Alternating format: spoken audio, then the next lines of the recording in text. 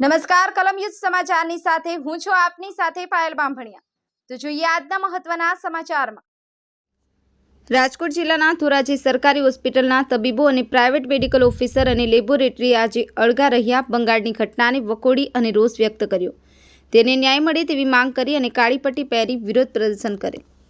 Kolkata R G medical કોલેજમાં trainee doctor પર દુષ્કર્મ અને હત્યાનો વિરોધ દેશભરમાં ચાલી રહ્યો છે।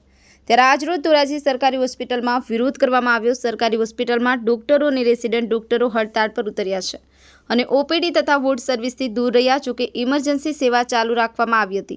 હવે ધોરાજી સરકારી હોસ્પિટલોની સાથે ખાનગી હોસ્પિટલોએ પણ આ હડતાળમાં જોડાવાનું એલાન કર્યું છે। આ બાબતે અમારું પૂરેપૂરું સમર્થન આપેલ ઇન્ડિયન મેડિકલ એસોસિએશન દ્વારા આજે સવારે 6 વાગ્યાથી આગામી 24 કલાક સુધી તાત્કાલિક સિવાયની તમામ સેવાઓ બંધ રહેશે। ઇન્ડિયન મેડિકલ એસોસિએશન સાથે homeopathic association, Gujarat Ayush and medical association સહિત ધોરાજીની તમામ હોસ્પિટલના તબીબોએ સમર્થન આપ્યું। જયંત વિજુડા, કલમ યુદ્ધ સમાચાર, ધોરાજી।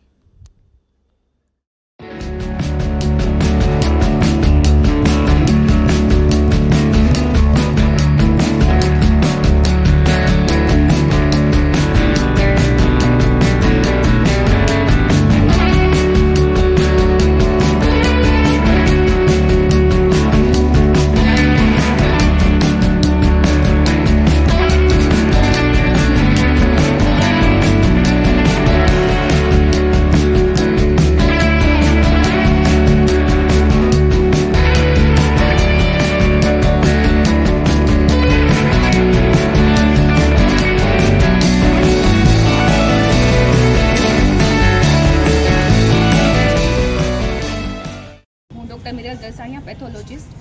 કલકત્તામાં જે ફિમેલ ડૉક્ટર ઉપર રેપનો જે કેસ થયો છે એના વિરોધમાં અમે અત્યારે ઓપીડી સેવા બંધ રાખેલ છે અને એ કેસમાં જલ્દી જસ્ટિસ મળે એ માટે અમે બધા પ્રયત્ન કરીએ છીએ। અને એના સંદર્ભમાં આઈએમએ, જીડા, ગુજરાત ઇન્ડિયન ડૉક્ટર એસોસિએશન ના બધા ડૉક્ટરો, સીપીએસ ડૉક્ટર્સ આ બધા અત્યારે ઓપીડી સેવાથી દૂર થઈ ગયેલ છે અને આ કેસમાં જલ્દી જસ્ટિસ મળે એના માટે અમે અનુરોધ કરીએ છીએ। અને હોસ્પિટલમાં ફિમેલ સ્ટાફ હોય છે જે રાતે ઇમરજન્સી કરતી હોય છે તો એના માટે પૂરતી સિક્યુરિટીની વ્યવસ્થા કરવામાં આવે એવી અમારી માંગણી છે। હું ડૉક્ટર નિકુંજ ચોવટિયા ધોરાજી સિવિલ હોસ્પિટલમાં એનસીડી મેડિકલ ઓફિસર તરીકે જોબ કરું છું।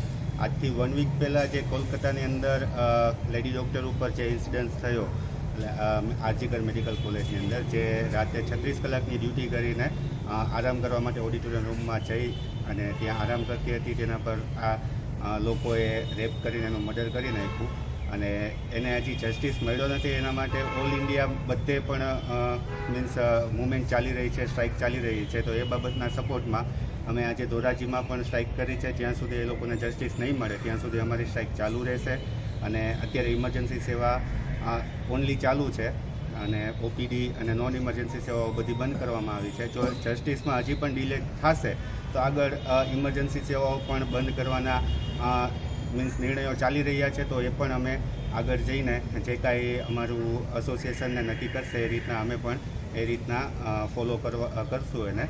અને એક લેડી ડૉક્ટરને અને ડૉક્ટરોને ઓન ડ્યુટી ડૉક્ટરોને વ્યવસ્થિત સિક્યોરિટી મળી રહે ચાલુ ડ્યુટીઓ પર, એના માટેની મારી માંગ છે અને જે પૂરી થાય એના માટે અમે એક નમ્ર અપીલ કરીએ છીએ। તો તમારી માંગણી શું છે? એ જ કે અત્યારે જે લેડી ડૉક્ટર પર કલકત્તાની અંદર રેપ થયો, એક તો પહેલાં એને જસ્ટિસ મળે અને બીજું કે હોસ્પિટલની અંદર કોઈ પણ સ્ટાફ હોય મેડિકલ રિલેટેડ એ લોકોને બધાને ઓન ડ્યુટી સારી એવી એક સિક્યુરિટી મળે અને એના માટે એક સારો એવો રૂલ્સ બનાવવામાં આવે, જે અમારી માંગ છે।